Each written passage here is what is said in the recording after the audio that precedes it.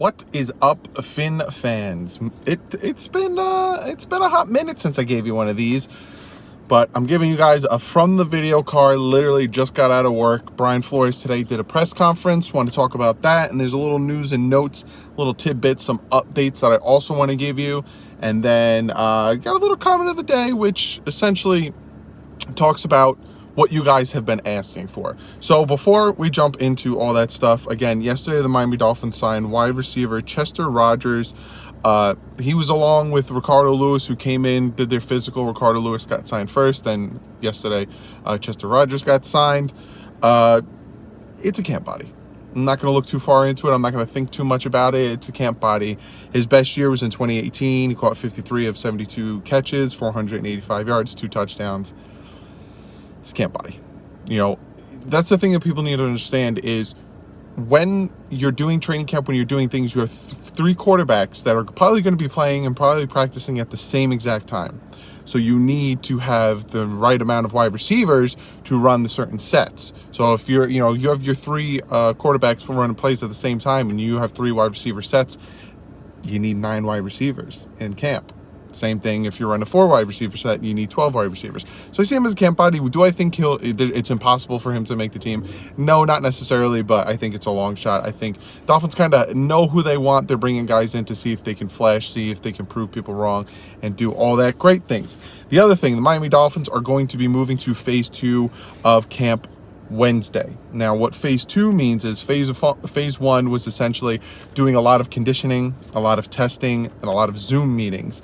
Now they're moving into phase 2, which means helmets and shells. So what shells are, they're not pads. They're like light upper body things, but they're not in pads yet, and they won't be making contact.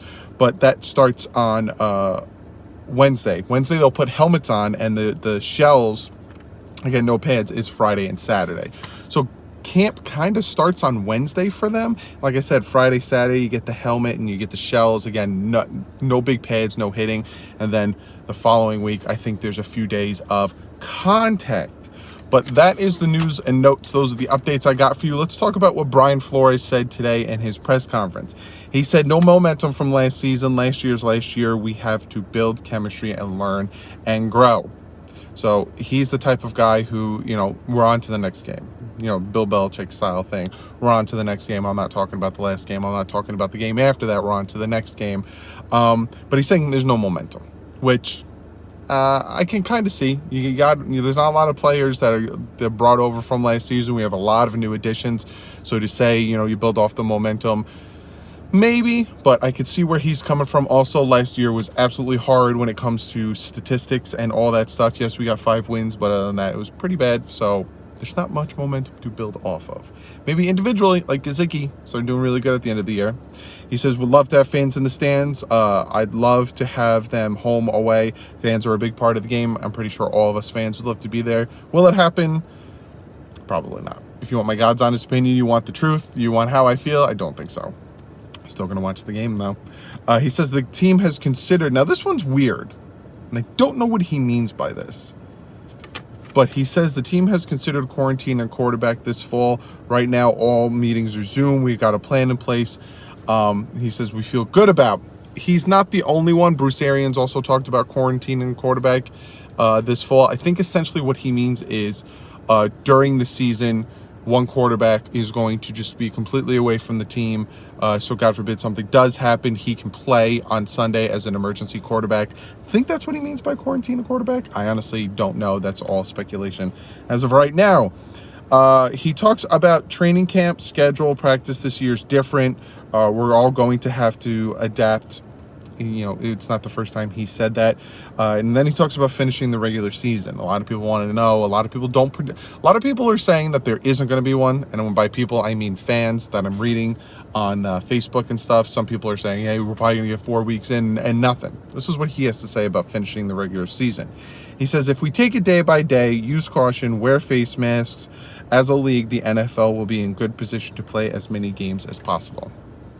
That's all you can really do. To predict the future, to look far ahead, it's just going to drive you nuts, especially if you're going to get into a debate about wearing masks, which I'm not going to do. I'm not going to do it anymore. I'm going to just breeze past it. because it's a debate that I don't feel like having anymore. Nope. Then he talks about training camp. He says training camp scripts different year to year based on a variety of changes, whether it be coaches or personnel. He says you have to be willing to adapt, to be flexible, not just in game plans on Sunday, but through the entire calendar year. And that is very true. You can lose offensive coordinators not from just being sucky and being fired, but because they got head coaching jobs.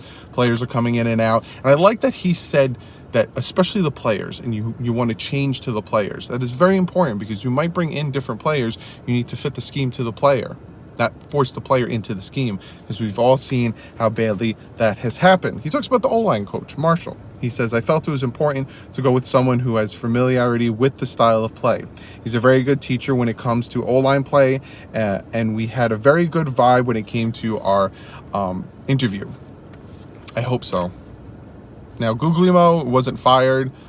He didn't go anywhere else differently that I know of. You correct me if I'm wrong. It was more a mutual thing. They wanted to re-sign him, and he was just like, nah, I think I'm good. So I don't blame him. It was one of the worst offensive lines last year. He doesn't want his name attached to that.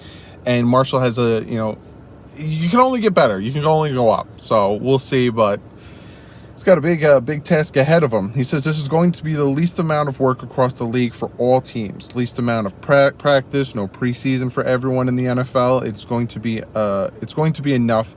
It has to be enough. We can't make excuses about this and only being that. Yes, no excuses. Every NFL team doesn't have preseason. Every NFL team only has a short amount of time to stick OTA minicamps and training camp into a finite amount of time. Every team is dealing with this. No excuses. And I like that he's in that mindset. There's no excuses. Hey, we sucked this year. It's our fault. Can't blame pandemic. Can't blame less practice time. Can't blame anything, because everyone's dealing with it. More people have opt-outs than the Dolphins. So if they're doing better, that says something. So no excuses. He talks about Byron Jones. He says he's smart, tough player, can tackle, good coverage skill. He's got length, leadership qualities. He's a talented player. We're happy to have him. There's some improvement he can make, but that's like everybody, which, yes, very, very true. To sit on your laurels or morals or gorals or faforals, whatever you want to say, it just doesn't work, especially in the NFL, which stands for not for long. That is the thing that people very much underestimate about NFL players. Some people think they're spoiled brats and they just take their money and sit around and go to pools and stuff. Those are the players that don't last long. You got young guys coming in every year nipping at your heels. If you don't think that you have progress to be made and that you can get better, you're going to get stuck, you're going to get overtaken, and then you're going to fall to the wayside. These players, especially the top echelon, the guys who are making the big bucks, the guys who are fighting their butts off, every year in the offseason, everything, are working on their craft and getting better. Because again, if not, younger guys are going to come in. He talks about college football, because I'm going to be making a video about this tomorrow. Give you guys a heads up. I'm going to be making a special video coming out tomorrow talking about the NFL college season and what's going on with that. But he says we're monitoring that, obviously, from a scouting standpoint. This is the time of the year you guys would be on the road looking. So he says this is around the time that he sends his guys out to scout college players. And again, I will make a full video on that tomorrow. And last thing he talks about is the defensive coordinator, Boyer. He says he's a very good teacher defensively. He's tough, smart, works extremely hard. He's got a good rapport with the players. I'm excited to see him lead the defense. I think he's going to do a good job. And I agree 100%. What I'm hearing, especially from the players, is, he had a bigger voice in the room than Patrick Graham did. So, and again, it's the same defense. He was a secondaries coach. It's going to be the same defense. So I expect this defense to do better than the offense initially, because it's going to take a minute. It's going to take a minute to get into the groove of things. Like Flores says, this is a different year. It's going to be hard. But be sure to comment below. I'm very interested in what you guys think about what Brian Flores had to say. What you guys think about Wednesday. They're going to be on helmets. This weekend, they're going to have helmets and shoulder and shells on. Again, not pads, but shells. It's just light to get them used to it. Comment below. I'm very interested. What do you guys think about, Rodgers signing with us? Again, I think it's a camp body, but what do you guys think? Comment below. And then for comment of the day, a lot of you guys have been asking me this, and I've been reading a lot of comments. Why don't the Miami Dolphins have a bigger media outburst? Meaning, we've seen film of Burrow throwing, which if you go back and watch it, it was a very low pass. It was actually a bad pass, and it doesn't look good for him. But we've seen different teams doing their things. You got the Rams and the Chargers having hard knocks. You got all these guys coming out showing videos, publicities, pictures, all this stuff. Why aren't the Dolphins doing it? What the heck is going on with the Dolphins? I want to get excited for my team. Why isn't the Dolphins doing it? Where's this? Where's that? That's what I hear a lot. Me personally, it doesn't bother me. It doesn't bother me at all. I know how Brian Flores is. If he had the opportunity and they came to him and said, hey, will you do Hard Knocks? He most likely would say no, because he wants to keep things close to his chest. He wants to keep it on the DL, and he doesn't want to deal with that stuff. So when it comes to the marketing aspect of it, I feel like Brian Flores is just going to let his play on the field get us excited. He's going to let the team play on this field to get excited. But also Brian Flores and Chris Greer, it's more marketing and it's more the social media people. But I honestly don't think that Brian Flores gives two craps about that. I think he wants his team to be out there competing. So if there's no one taking pictures of Tua throwing, if there's no one taking video of Breida running or any... For one, I don't think they're allowed to, for the most part. I think the stuff you're seeing is just warm-up stuff, but I don't think they're allowed to, especially because it's such a close window of time they have to get ready. But like I said, I don't think Brian Flores gives a crap. I think he's more concentrated on getting this team ready. But like I usually say, be sure to comment below. I'm very interested in what you guys have to say about that stuff. But other than that, I will see you guys tomorrow in the next video where I'm talking about the college football and all that types of update. But, you know, be sure to follow me on Twitter, give this video a thumbs up, subscribe, all that good stuff. But other than that, like I said, I'll see you guys tomorrow. But like usual, stay classy and fins up.